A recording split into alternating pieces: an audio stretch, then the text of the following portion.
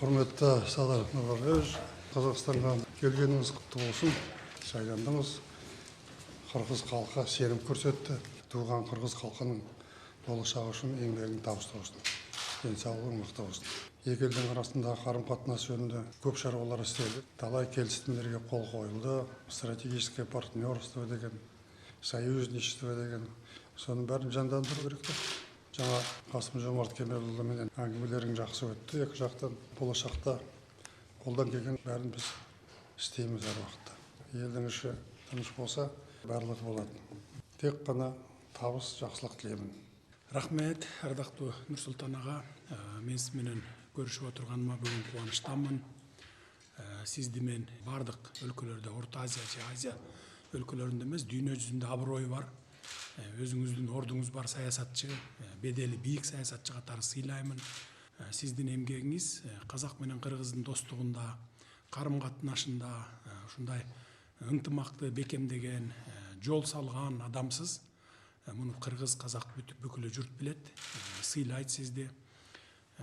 Дайыма мындай қазақ менен қырғыздың ортасындағы мамлекеттердің біргелешіп иштөөсүн, анын ичинде ушу биздеги Кыргызстанга кыйынчылык мезгил түшүп калганда сиздин жардамдарыңыздардын баардыгын кыргыз эли унуткан жок, унутпайт мындан ары.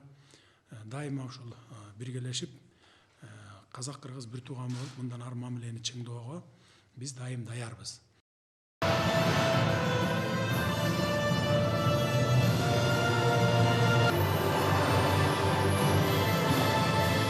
У нас имеются тачскрины, используя их, мы можем подробно ознакомиться с каждым экспонатом.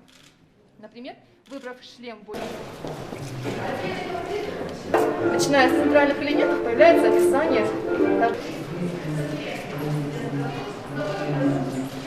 Образно демонстрирует тот труд, который был, в котором 12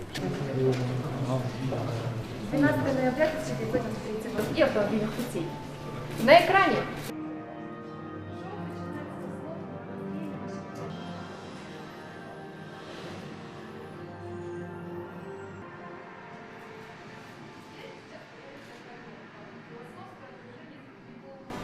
здесь же информация о каждом районе. Население, с данным белым кругом, делая остановку, они приближают